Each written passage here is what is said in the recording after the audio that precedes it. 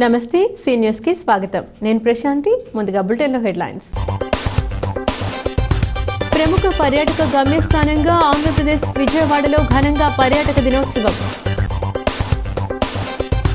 రాష్ట్రంలో రానున్నది జగనన్న కార్యకర్తల రాజ్యం. వైఎస్ఆర్సీపీ నూతన అధ్యక్షుడు చెల్లిబోయిన వేణు. ఆర్థిక మూలాల బలోపేతంలో పర్యాటక పాత్ర కీలకం. పర్యాటక దినోత్సవంలో జిల్లా కలెక్టర్ ప్రశాంతి. తిరుమల వెళ్లకుండా జగన్ను ఎవరూ ఆపలేదు. Rajamahendravaram city MLA Adireddy Vasu.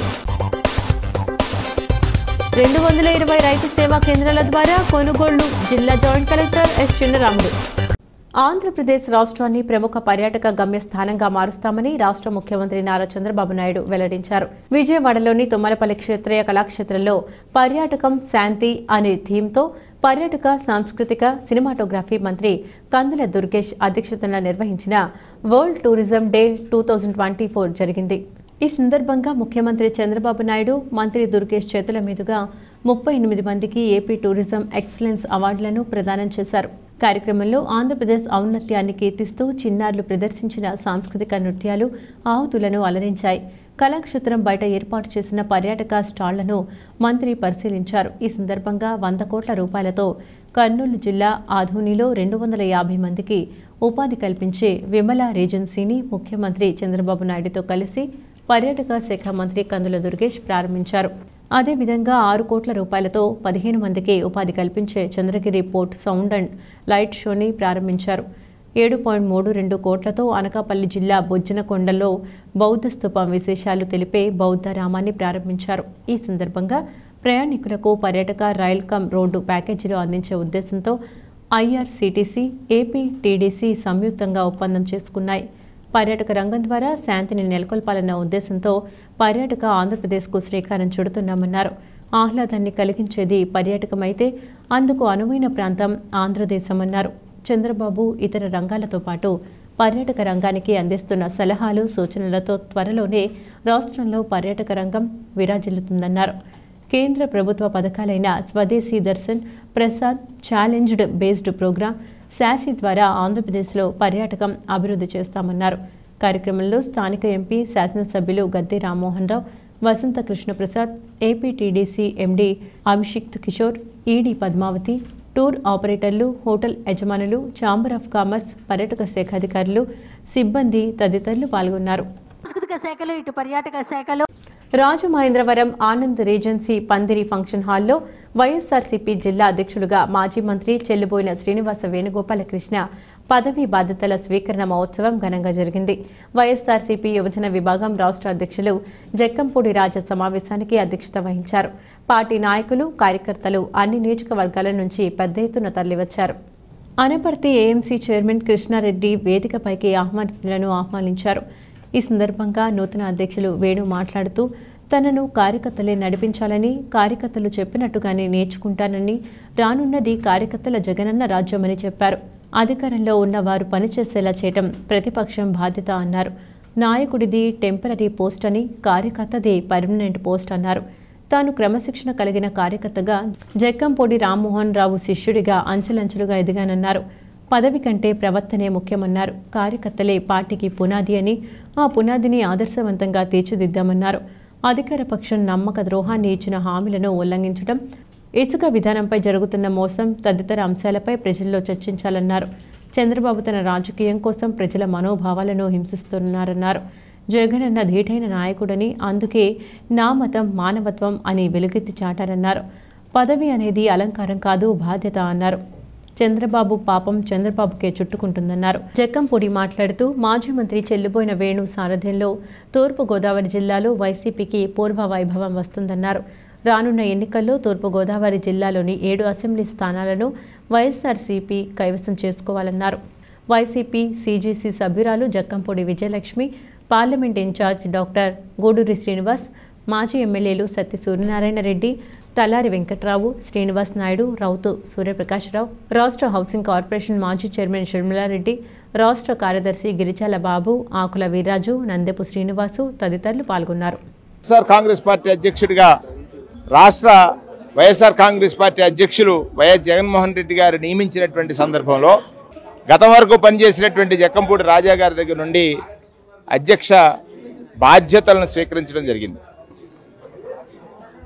ఈ 7 నియోజకవర్గాల్లో ఉన్నటువంటి వైఎస్ఆర్ కాంగ్రెస్ పార్టీ శ్రేణులు, కార్యకర్తలు, నాయకులు అందరూ కూడా తరలి వచ్చారు. ప్రజాపక్షాన్ని పనిచేయడానికి రాజకీయాల్లోకి వచ్చాం తప్ప అధికారమా ప్రతిపక్షమా కాదు. అధికారం ఉంటే పని చేస్తాం, ప్రతిపక్షంలో ఉంటే పని చేయిస్తాం. అధికారంలో ఉంటే పని చేస్తాం, ప్రతిపక్షంలో ఉంటే పని చేయిస్తాం. అధికార పక్షం చేసేటువంటి ప్రతి తప్పుని ఎత్తు చూపుతాం. ప్రజాపక్షాన్ని నిలబడి వారికి మనోధైర్యాన్ని ఇచ్చి ప్రజాపక్షాన్ని పనిచేస్తామనేటువంటి నినాదంతో ఇవాళ తూర్పుగోదావరి జిల్లా వైఎస్ఆర్ కాంగ్రెస్ పార్టీ అధ్యక్ష బాధ్యతలు స్వీకరించినటువంటి తరుణంలో ప్రతి కార్యకర్త కూడా ప్రమాణం చేశారు, ప్రతి నాయకుడు కూడా ప్రమాణం చేశారు. జగన్మోహన్ రెడ్డి గారి సంకల్పం ఈ రాష్ట్రంలో పేదరికాన్ని నిర్మూలించాలని, పేదవాడికి రాజ్యాంగ నిర్మాత చెప్పినటువంటి బాబాసాహెబ్ అంబేద్కర్ గారు చెప్పినటువంటి విద్య మాత్రమే పెద్దదనమని, ఆయుధమని, పేదరికం మీద యుద్ధం చేయడానికి ఆయన ప్రవేశపెట్టినటువంటి విద్యా వ్యవస్థని ఇవాళ చంద్రబాబు నాయుడు గారు నాశనం చేస్తూ ఉన్నాడు. ఉచిత ఇసుకని చెప్పాడు, ఉచిత ఇసుకని చెప్పి ప్రజలను మోసగిస్తూ ఉన్నాడు. ఉచితం ఎక్కడుంది అక్కడ? అదే ఇసుక వైఎస్ఆర్ కాంగ్రెస్ పార్టీ పాలనలో 6 యూనిట్లు 17,000 ఉంటే 16,000 ఉంటే ఇవాళ సాక్షాత్తు వారి పార్టీ నాయకులు చెప్తా ఉన్నారు 5 యూనిట్ల బండి 45,000కి బ్లాక్లో అమ్ముతుంటే నియంత్రించేటువంటి వ్యవస్థ లేదా? దోచుకోమని ఇప్పటివరకు సరైనటువంటి విధానం, ఇసుక విధానాన్ని ప్రకటించకుండా ప్రజల్ని హింసిస్తున్నటువంటి విధానం. కేవలం పెన్షన్లు తప్ప మిగిలినటువంటి ఏ కార్యక్రమాలు కూడా అప్పులా అప్పటికంటే ఎక్కువ చేస్తున్నటువంటి, ఈ రాష్ట్రానికి అప్పులు అప్పటికంటే ఎక్కువ చేస్తున్నటువంటి చంద్రబాబు నాయుడు గారు ఈ 4 మాసాల్లో 50,000 కోట్ల రూపాయల అప్పులు చేసి ప్రజాధనాన్ని లూటీ చేయటం చూసినాం. స్టీల్ ప్లాంట్లో, వైజాగ్ స్టీల్ ప్లాంట్లో 4,000 మంది ఉద్యోగులను తొలగిస్తే తన డైవర్షన్ పాలిటిక్స్ని నడుపుతూ కేవలం లడ్డూ వివాదం తన డైవర్షన్ పాలిటిక్స్లో భాగమని ప్రజలు గ్రహించలేరనుకుని చంద్రబాబు నాయుడు గారు గడిచిన వారం రోజులుగా కల్తీ జరగలేదని తన ఈవో చెప్తున్నారు. వచ్చిన ట్యాంకర్లను తిరస్కరించామని ఈవో చెప్తున్నారు. అటానమస్ బాడీ టీటీడీ అని చెప్తున్నారు.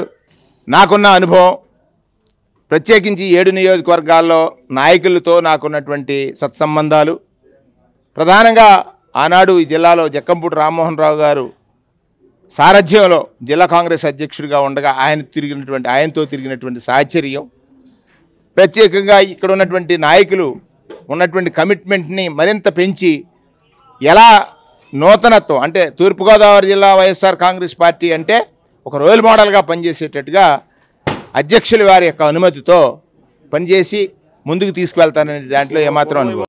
పర్యాటక రంగాన్ని అభివృద్ధి పదంలో నడపడం ద్వారా ఇక్కడి ప్రజల జీవన ప్రమాణాలు మెరుగుపరచడం సాధ్యపడగలదని జిల్లా కలెక్టర్ పి ప్రశాంతి పేర్కొన్నారు. రాజానగరం నన్నయ్య యూనివర్సిటీ ఆవరణలోని ఎన్టీఆర్ కన్వెన్షన్ సెంటర్లో ఏర్పాటు చేసిన ప్రపంచ పర్యాటక దినోత్సవ వేడుకల్లో ముఖ్య అతిథిగా కలెక్టర్ పాల్గొన్నారు. ఈ సందర్భంగా కలెక్టర్ ప్రశాంతి మాట్లాడుతూ వ్యక్తుల సాంస్కృతిక, సామాజిక పరంగా ఆయా ప్రాంతాలు పర్యాటక పరంగా ఎంతో ప్రాచుర్యం పొందుతాయని అన్నారు.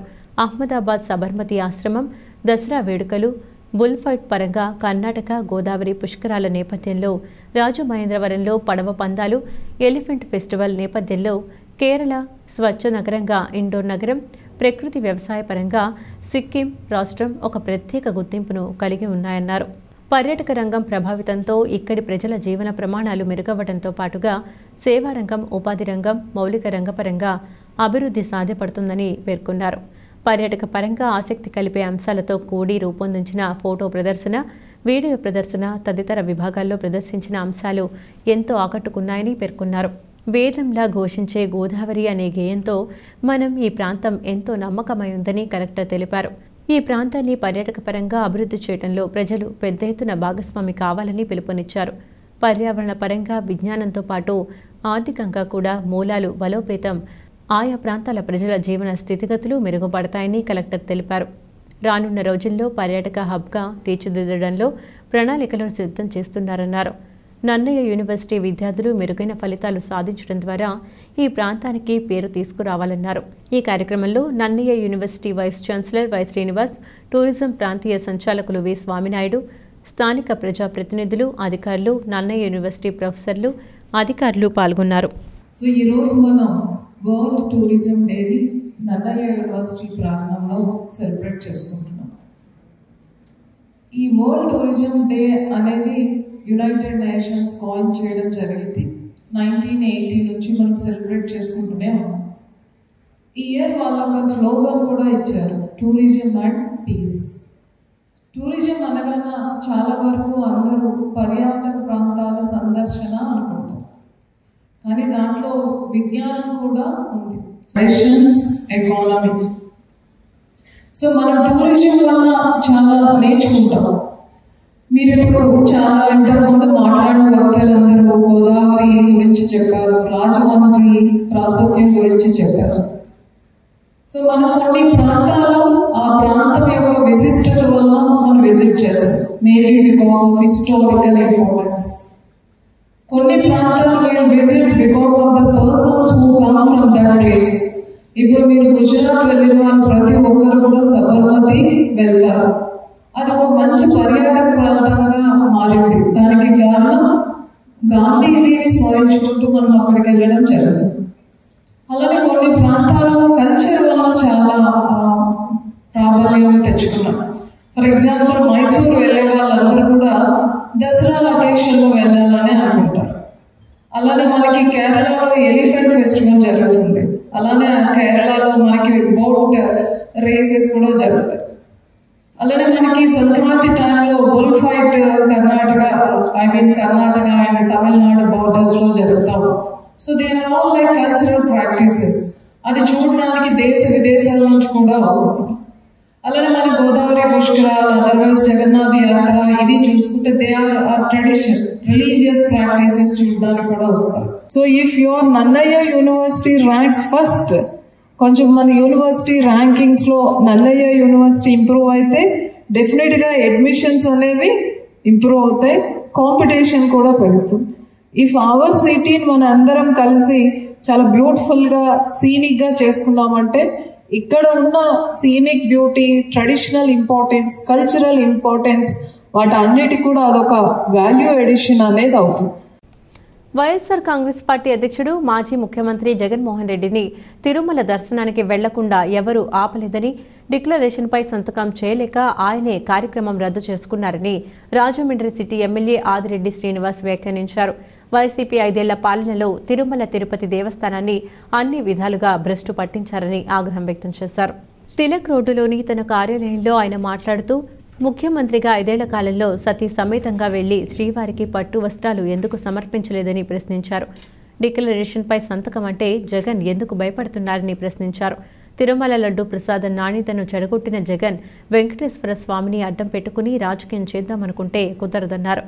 ఏ మతానికి ఇబ్బంది కలిగినా ముఖ్యమంత్రిగా ఇలాగే స్పందిస్తానని చంద్రబాబు నాయుడు చెప్పిన మాటలను గుర్తు చేశారు. కులాల మధ్య, మతాల మధ్య చిచ్చు పెట్టడం ఉప ముఖ్యమంత్రి పవన్ కళ్యాణ్ ఉద్దేశం కాదని, ఆయన స్పందన సరిగ్గానే ఉందన్నారు. జగన్ డిక్లరేషన్పై సంతకం చేస్తుంటే హుందాగా ఉండేదన్నారు. ఆ మతం మానవత్వం అని ఇప్పుడు కబుర్లు చెప్పే జగన్ సొంత బాబాయిని చంపినప్పుడు న్యాయం చేయాలని అడిగిన వివేకానంద రెడ్డి కుమార్తె సునీతను చంపాలనుకున్నప్పుడు ఆ మానవత్వం ఏమైందని ఎమ్మెల్యే వాసు ప్రశ్నించారు. అధికారంలో ఉన్న 5 ఏళ్లు కాసులకు కక్కుతిపడి లడ్డూ ప్రసాదం నాణ్యతను చెడగొట్టారని విమర్శించారు. లడ్డూ ప్రసాదం పవిత్రతను కాపాడేందుకు, అల్లర్లు జరగకుండా ఆపేందుకు కూటమి ప్రభుత్వం కృషి చేసిందన్నారు. 100 మందిలో 99 మంది ఒకలా ఉంటే అడ్డదిడ్డంగా వ్యవహరించే ఒక్కడికి సమాధానం చెప్పనవసరం లేదన్నారు. మాజీ మంత్రి రోజా కోసం ఎంత తక్కువ మాట్లాడితే అంత మంచిదన్నారు. గడిచిన 5 సంవత్సరాలు పట్టు వస్త్రాలు సమర్పించేటప్పుడు ముఖ్యమంత్రిగా కుటుంబ సమేతంగా వెళ్ళాలి. ఏ రోజైనా మీ సతీమణిని ఇచ్చుకొని మీరు వెళ్ళారా? డిక్లరేషన్ అన్న అంశం ఎందుకు వచ్చింది ఈరోజు? లడ్డు యొక్క పవిత్రత ఏదైతే అనుమానాలు వచ్చినాయో, భక్తులు మనోభావాలు దెబ్బతిన్నాయో, హిందువుల యొక్క మనోభావాలు దెబ్బతిన్నాయో, అప్పుడు డిక్లరేషన్ అనే అంశం వచ్చింది. సమావేశాలు ఆపుతామన్నాం.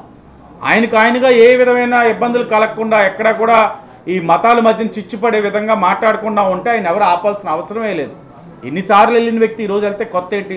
కానీ ఈరోజు లడ్డు పవిత్రత అనే అంశం వచ్చినప్పుడు ఇబ్బంది, దాని మీద ప్రజలకి సంజాయిషి ఇచ్చుకోవాల్సిన అవసరం గత ముఖ్యమంత్రిగా ఉన్నప్పుడు, నువ్వు హిందువుల యొక్క మనోభావాలు దెబ్బతిన్నప్పుడు నువ్వు డిక్లరేషన్ మీద సంతకం పెడితే ఎంత విశ్వాసం ఉండేది, ఎంత నమ్మకం పెరిగేది. ఎంతమంది 30,000 మంది మాయమైపోయారు ఈ రాష్ట్రంలో. పవన్ కళ్యాణ్ గారు పదే పదే చెప్పేవారు మానవత్వం అనడానికి ఆయనకి హక్కే లేదు. 4 గోడల మధ్యన ఆయన ఏదైనా నమ్ముకోనివ్వండి. బయటకు వచ్చిన తర్వాత హిందువుల్ని కూడా నమ్ముతాను, నాకు హిందూయిజాన్ని కూడా నమ్ముతాను, సనాతన ధర్మాన్ని కూడా నమ్ముతానంటే స్వాగతిస్తాం. కానీ మీరు చేసింది ఏంటి? అక్కడ లడ్డు అనే పవిత్రత అంశంలో సనాతన ధర్మానికి ఇబ్బంది కలిగే విధంగా, మనోభావాలు దెబ్బతిరిగే విధంగా మీరు చేసినప్పుడు పైకి డిక్లరేషన్ మీద సంతకం పెట్టే వెళ్ళాలి. ఒక అంశాన్ని ఒక ఆలోచనతో ముందుకు తీసుకెళ్తారు, అదే అంశాన్ని ఇంకొక వ్యక్తి ఆలోచన బట్టి దాన్ని వేరేగా తను అర్థం చేసుకుంటాడు. కాబట్టి ఎవరు ఏ విధంగా అర్థం చేసుకున్నా లార్జర్ సెక్షన్ ఆఫ్ పీపుల్ దాన్ని ఏ విధంగా స్వాగతిస్తున్నారన్నది మనకి కావాలి. 100 మంది ఒకలాగా ఉండి 99 మంది ఒకలా ఉండి ఒక వ్యక్తి నేను సనాతన ధర్మంలోని ఈ అంశాలు ఉన్నాయి, ఈ అంశాల మీద నా అభిప్రాయం ఇది, దీనికి మీరేం సమాధానం చెప్తారంటే ఆయన ఒక్కరికి సమాధానం చెప్తూ కూర్చోవలసిన అవసరం వ్యవస్థలకు ఉండదు. 99 మంది ఏదైతే విశ్వాసాన్ని ముందుకెళ్తున్నారో ఆ 99 విశ్వాసం మాకు ముఖ్యం. నేను చాలా క్లీన్గా ఆయన ఫాలో అయ్యాను. ఆయన మాట్లాడిన ప్రతి అంశం, క్రిస్టియానిటీ నేను గౌరవిస్తాను, ఇస్లాం నేను గౌరవిస్తాను, హిందూయిజాన్ని నేను గౌరవిస్తాను. 3 కూడా నాకు సరిసమానమే. సరిసమానంతో పాటు ఇక్కడ ఎవరి మనోభావాలు దెబ్బతిన్నా నేను ఇదే రీతిలో స్పందిస్తాను, ఇలాగే స్పందిస్తాను. ఇప్పుడు వెంకటేశ్వర స్వామికి అక్కడ అపచారం జరిగింది, నేను ఇలా స్పందిస్తాను. రేపే చర్చిలోనో లేకపోతే రేపు మసీదులో కూడా ఎలా జరిగితే నేను ఇలాగే స్పందిస్తానని చెప్పి ఆయన స్పష్టంగా చెప్పారు. కానీ ఆయన ఉద్దేశాన్ని, ఆయన ఆలోచనని ఇంకో విధంగా మతాల మధ్యన చిచ్చు పెట్టే ఆలోచనతో వీళ్ళకి ఉన్న పనే ఇది. ప్రస్తుత 2024-25 ఖరీఫ్ సీజన్లో ధాన్యం కొనుగోలు చేసేందుకు జిల్లా వ్యాప్తంగా 220 కొనుగోలు కేంద్రాలను ఏర్పాటు చేయడం జరిగిందని జిల్లా జాయింట్ కలెక్టర్ ఎస్ చిన్నరాముడు తెలియజేశారు. శ్రీ వెంకటేశ్వర ఆనం కళా కేంద్రంలో రాజమహేంద్రవరం డివిజన్ పరిధి ఖరీఫ్ ధాన్యం కొనుగోలు చేసేందుకు సాంకేతిక శిక్షణ అవగాహన సదస్సుకు ముఖ్య అతిథిగా పాల్గొన్నారు. ఈ సందర్భంగా ఆయన మాట్లాడుతూ ధాన్యం కొనుగోలు చేసేందుకు రాష్ట్ర ప్రభుత్వం నిర్దేశించిన మార్గదర్శకాలను ఖచ్చితంగా పాటించడం, సాంకేతిక పరిజ్ఞానాన్ని పూర్తి స్థాయిలో ఆకళింపు చేసుకోవాలన్నారు. ధాన్యం సేకరణ సందర్భంలో విశ్లేషణ, నాణ్యతా ప్రమాణాలు విషయంలో హేతుబద్ధత పాటించాలన్నారు. ఇందుకు సంబంధించి విధి విధానాలు రూపొందించడం జరిగిందన్నారు. ఇప్పటికే రైతుల వారీగా మిల్లులకు ట్యాగ్ చేయడం జరిగిందన్నారు. ఈ పంట నమోదు చేసినట్లు, అందుకు అనుగుణంగా ఈ క్రాప్ బుకింగ్ చేపట్టనున్నట్లు తెలిపారు. తేమ శాతం 17కి మించకుండా చూసుకోవాలన్నారు. అందుకు ఆరబెట్టే ప్రక్రియ విధానాలను సమయానుకూలంగా ఆచరించాలన్నారు. ధాన్యం విశ్లేషణ, నాణ్యత ప్రమాణాల విషయంలో మట్టి 1%, గడ్డి చెత్త 1%, చెడిపోయిన రంగు మారిన 5%, పరిపక్వం ముడుచుకునే 3% ఉండవచ్చన్నారు. క్వింటాల్కు common variety ₹2,300, grade A variety ₹2,320 మద్దతు ధర ప్రభుత్వం ప్రకటించిందని, గత ఏడాది కంటే ₹117 అధికంగా పెంచడం జరిగిందన్నారు. గ్రామ స్థాయిలో వ్యవసాయ సహాయకులు, సాంకేతిక సహాయకులు క్షేత్ర స్థాయిలో నిర్వహించాల్సిన బాధ్యతపై శిక్షణ తరగతులు నిర్వహించినట్లు తెలిపారు. ఈ శిక్షణ అవగాహన కార్యక్రమంలో జిల్లా సహకార అధికారి ఆర్ శ్రీరాములు నాయుడు, జిల్లా మేనేజర్ టి రాధిక, ఇన్ఛార్జ్ జిల్లా పౌర సరఫరా అధికారి ఎం నాగాంజనేయులు, జిల్లా వ్యవసాయ అధికారి S Madhavarao, ASO G Trinath తదితరులు పాల్గొన్నారు. ఈ గ్రామంలో, ఈ మండలంలో 75 kg బ్యాగ్ అడుగుతున్నారు, పెడితే బాగుంటుందని అంటున్నారు. అలా కాకుండా గవర్నమెంట్ నామ్స్ మనం పాటిస్తామండి. అక్కడ పబ్లిక్, రైతులు అడుగుతున్నప్పుడు కూడా మనం అందరికీ న్యాయం చేయాలి. ఒక్కొక్క మండలానికి ఒక్కొక్క ఫార్ములా లేదు. స్టేట్ వైజ్ పాలసీ ప్రకారము గతంలో ఇచ్చేవాళ్ళేమో ఇప్పుడు ఆయుధం కాకుండా అందరికీ ఫార్మల్గా కామన్గా 50 kg అన్ని బ్యాగ్స్ సప్లై చేస్తారు. అది కూడా మిల్లర్సే చేస్తారు. కాబట్టి మిల్లర్స్ యొక్క డిమాండ్, మిల్లర్స్ యొక్క అవి రకరకాలు ఉంటుంది. రైతులు కూడా రకరకాలు చెప్తారు. అన్నీ మనం చాలా ఓపికతో, సహనంతో వినాలి. ఫస్ట్ వినడం నేర్చుకోవాలి. ఒక ప్రభుత్వ ఉద్యోగి అంటే వినడం నేర్చుకోవాలి. మనం ఎంత వింటే అంత నాడి పెరుగుతుంది. మన తూర్పుగోదావరి జిల్లా రాజమహేంద్రవరంలో ప్రజలందరికీ, రైతులందరికీ పేరు పేరున ధన్యవాదాలు. ముఖ్యంగా ప్రతి ఒక్క రైతుకు ఇబ్బంది రాకుండా మనము ప్యాడీ ప్రొక్యూర్మెంట్ అనేది అంచనా వేసుకొని ముందుగానే అన్ని మండలాలకు మండల లెవెల్లో ప్రతి ప్యాడీ ప్రొక్యూర్మెంట్ సెంటర్ అంటే రైతు సేవ కేంద్రాలను కూడా గుర్తించడం జరిగింది. ఆ యొక్క రైతు సేవ కేంద్రాలే మనకు పీపీసీ అంటే ప్యాడీ ప్రొక్యూర్మెంట్ సెంటర్గా కేటాయించడం జరిగింది. ప్రతి పీపీ సెంటర్స్లో కావాల్సిన వసతులన్నీ కూడా ఏర్పాటు చేయడం జరిగింది. అలాగే ఏ రైతు ఏ మిల్లుకి ఇవ్వాలనేది కూడా నిర్ణయించడం జరిగింది. మన అగ్రికల్చర్ వారి తరఫున వారి యొక్క సహాయ సహకారం వల్ల మన జిల్లా అగ్రికల్చర్ ఆఫీసర్ గారు ముందుగానే ఎవరైతే రైతులు ప్యాడీ వేశారో అంటే వరి పంట వేశారో వాటి అన్నిటిని కూడా ఈ పంట క్రాప్ బుక్ చేయడం జరిగింది. ఈ పంట క్రాప్ బుక్ అయిన తర్వాత తదుపరి ఈకేవైసీ కూడా చేయడం జరిగింది. మన ప్యాడీ ప్రొక్యూర్మెంట్ ఇది ఈ పంట 100% అయిపోయింది. ఈకేవైసీ చేస్తున్నారు. దాదాపుగా 90% వరకు 98% వరకు వచ్చింది. 2% కూడా రైతులు అవైలబిలిటీ లేక ఆ రైతులు కూడా కొందరు ఇతర దేశాలు ఉండడము, తర్వాత ఇతర గ్రామాలలో పట్టణాలు ఉండడం చేత వాళ్ళు సహకారం లేక కొంతవరకు జరగలేదు. అవి కూడా తొందరగా చేయడానికి ట్రై చేస్తున్నాము. జేసీఐ రాజమహేంద్రవరం పెల్స్ ఆధ్వర్యంలో బొమ్మూరులో ఉన్న వివేకానంద ఆరోగ్య కేంద్రానికి డిజిటల్ మానిటరింగ్ మిషన్ అందజేయడం జరిగింది. వివేకానంద ఆరోగ్య కేంద్రం డాక్టర్ పుల్లారావు మాట్లాడుతూ రోగులకు మరింత ఖచ్చితమైన వైద్య పరీక్షలు చేయడానికి ఈ డిజిటల్ మానిటరింగ్ మిషన్ ఎంతగానో ఉపయోగపడుతుందన్నారు. వైద్యం అత్యంత ఖరీదైన ఈ రోజుల్లో పేదలకు ఉచితంగా వైద్య సేవలు అందజేస్తున్న వివేకానంద ఆరోగ్య కేంద్రానికి మరింత మెరుగైన వైద్య సేవలు అందించడానికి తమ వంతు సహకారంగా జేసీఐ రాజమహేంద్రవరం పల్స్ విలువైన డిజిటల్ మానిటరింగ్ మిషన్ అందజేశారు. సమాజానికి తమ వంతు సహాయం చేసే స్వచ్ఛంద సంస్థల నిర్వాహకులు, సేవకులు ముందుకు వచ్చి తమ వంతు సహకారం అందిస్తే మరింత విస్తృతంగా వైద్య సేవలు అందించడానికి ఉపకరిస్తుందన్నారు. ఈ వైద్య పరికరం అందించిన జేసీఐ రాజమహేంద్రవరం పల్స్ అధ్యక్షురాలు రామదేవు గీతకి మిగిలిన సభ్యులకు కృతజ్ఞతలు తెలియజేశారు. ముఖ్య అతిథిగా విచ్చేసిన junior chamber international zone president జేసీ కృష్ణ భాస్కర్ మాట్లాడుతూ ప్రతి ఒక్కరూ తన చుట్టూ ఉన్న సమాజంలో అవసరాలను గుర్తించి తమ వంతు సహకారం అందిస్తూ ఉన్నతమైన ఆదర్శవంతమైన వ్యక్తిగా జీవిస్తూ మెరుగైన సమాజంలో భాగస్వాములు కావాలని ఆకాంక్షించారు.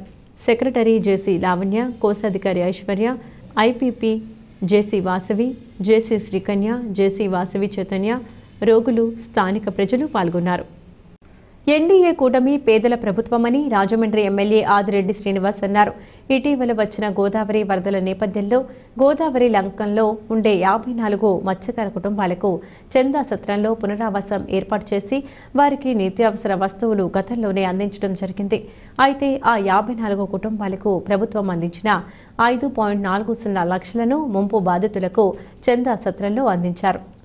అనంతరం ఎమ్మెల్యే ఆదిరెడ్డి శ్రీనివాస్ మాట్లాడుతూ పేదల కష్టాలను తెలుసుకునేదే ఎన్డీఏ ప్రభుత్వమన్నారు. పేదలను ఎప్పుడూ ఆదుకోవాలని చూస్తుందన్నారు. ముంపు బాధితులకు బియ్యం, పప్పులు, ఇతర నిత్యావసర సరుకులు ఇవ్వడం అనేది ఆనవాయితీ అన్నారు. అయితే బాధితులను ఆదుకోవాలనే ఉద్దేశంలో ముఖ్యమంత్రి చంద్రబాబు 10,000 చొప్పున బాధిత కుటుంబాలకు అందించారని అన్నారు. రాష్ట్రంలో ఆర్థికంగా ఎన్ని ఇబ్బందులున్నా చంద్రబాబు నాయుడు పెన్షన్లు పెంచడం, బాధితులను ఆదుకోవడం తదితర అంశాలను అర్థం చేసుకోవాలని ప్రజలను ఆయన కోరారు. టీడీపీ నాయకులు కాశీ నవీన్ కుమార్, వర్రే శ్రీనివాసరావు, ఇన్నమూరి దీపు, నల్లం శ్రీను, మజ్జి రాంబాబు, బుడ్డిగ రాధ, ఉప్పులూరి జానకి రామయ్య, తవ్వ రాజా, శెట్టి జగదీష్, మండవిల్లి శివ, శెట్టి జగదీష్, ముత్యం సత్యబాబు, వెంకన్న, జయరాం, లీలా తదితరులు పాల్గొన్నారు. ఎన్డీఏ కూటమి పేద ప్రజల ప్రభుత్వం, వాళ్ళ కష్టాలు తెలుసుకునే ప్రభుత్వం, వాళ్ళ కష్టాలకి ఏ విధంగా ఆదుకోవాలన్న దాని మీద అవగాహన కలిగిన ప్రభుత్వం. మీరు గమనించండి, ఎప్పుడైనా సరే ఇలాంటి వరద బాధితులకు ఆర్థిక సహాయం 2,000, 3,000 ఇవ్వడం, నిత్యావసర వస్తువులు బియ్యం, పప్పులు, ఉప్పులు, నూనె అన్నీ ఇచ్చి పంపించడం అన్నది ఆనవాయితీగా జరిగే కార్యక్రమం. కానీ చంద్రబాబు నాయుడు గారు ఎప్పుడు కురవని విధంగా వర్షం కురవడం, వరదలు రావడం, నష్టం తీవ్రత ఎక్కువ ఉంది కాబట్టి ప్రభుత్వం కూడా ఉదారంగా వీళ్ళని ఆదుకోవాలని చెప్పి నిర్ణయించి 3,000 కాదు కుటుంబానికి 10,000 ఇవ్వాలని ఆయన నిర్ణయించడం అన్నది ఆయన ఒక ఉదారతని మనందరం కూడా చూడవచ్చును. ఎన్డీఏ కూటమి వాళ్ళకి ఎలాగ ఆదుకుంటుందన్నది కూడా మనం చూడవచ్చు. 54 కుటుంబాలు అంటే సుమారు 5,40,000, 3,000 ఇప్పటికే ఇచ్చేస్తున్నాం. ఈరోజు మిగిలిన 7,000 రూపాయలు కూడా అందరికీ కూడా అందజేస్తా ఉన్నాం. తప్పకుండా 10,000 తోటి వాళ్ళకి కలిగిన నష్టాన్ని 10,000 నష్టాన్ని మొత్తం భర్తీ చేస్తుందని కాదు, ప్రభుత్వాల అంచనాల పరంగా వారు చేయవలసిన కార్యక్రమాలు చేస్తూ ఉన్నారు. వాళ్ళందరూ కూడా దీన్ని సద్వినియోగపరుచుకుంటారని ప్రజలు గమనించాలి. ఆర్థికంగా ఇన్ని సమస్యలు ఉన్నాయి ఉంటూనే 100 రోజులు ఇది మంచి ప్రభుత్వం కార్యక్రమం చేసుకుంటూ అన్నీ మేము చర్చిస్తూ ఉన్నాం. పెన్షన్లు పెంచిన విధానం, అన్నా క్యాంటీన్ని ఓపెన్ చేసుకున్న విధానం, ఇలాగ అనేకమైనవి చెప్తూనే ఉన్నాం. ఇది జరుగుతుండగా మరలా ఇంకో పక్కన ఈ ఒక్క వరద బాధిత కుటుంబానికి 10,000 రూపాయల సహాయం అన్నది మరి చంద్రబాబు నాయుడు గారిని, కళ్యాణ్ గారిని తప్పకుండా వీళ్ళందరూ కూడా కృతజ్ఞతలు తెలియజేయాల్సిన అవసరం ఉంది. అలాగే ఇంతటి కార్యక్రమం చేయగలుగుతా ఉన్నామంటే కేంద్రం యొక్క సహకారం, కేంద్రంలో ప్రధానమంత్రి నరేంద్ర మోడీ గారు ఒక సహకారం కూడా ఉంది కాబట్టే ఈ యొక్క వరద అంచనా వెంటనే వేయడం, ఆ సహాయం వారు పైనుంచి అందించడం, మీకు మేము అందించడం జరిగింది. బులెటిన్ ముగించే ముందు హెడ్లైన్స్ మరొకసారి. ప్రముఖ పర్యాటక గమ్యస్థానంగా ఆంధ్రప్రదేశ్ విజయవాడలో ఘనంగా పర్యాటక దినోత్సవం. రాష్ట్రంలో రానున్నది జగనన్న కార్యకర్తల రాజ్యం. వైఎస్ఆర్సీపీ నూతన అధ్యక్షుడు చెల్లిబోయిన వేణు. ఆర్థిక మూలాల బలోపేతంలో పర్యాటక పాత్ర కీలకం. పర్యాటక దినోత్సవంలో జిల్లా కలెక్టర్ ప్రశాంతి. తిరుమల వెళ్లకుండా జగన్ను ఎవరూ ఆపలేదు. Rajamahendravaram city MLA Adireddy Vasu. 220 రైతు సేవా కేంద్రాల ద్వారా కొనుగోళ్లు. జిల్లా జాయింట్ కలెక్టర్ ఎస్ చిన్నరాముడు. ఇవి వాటి సీ న్యూస్ అప్డేట్స్. తిరిగి మరొక బులెటిన్లో మళ్ళీ కలుద్దాం. అంతవరకు సెలవు. నమస్కారం.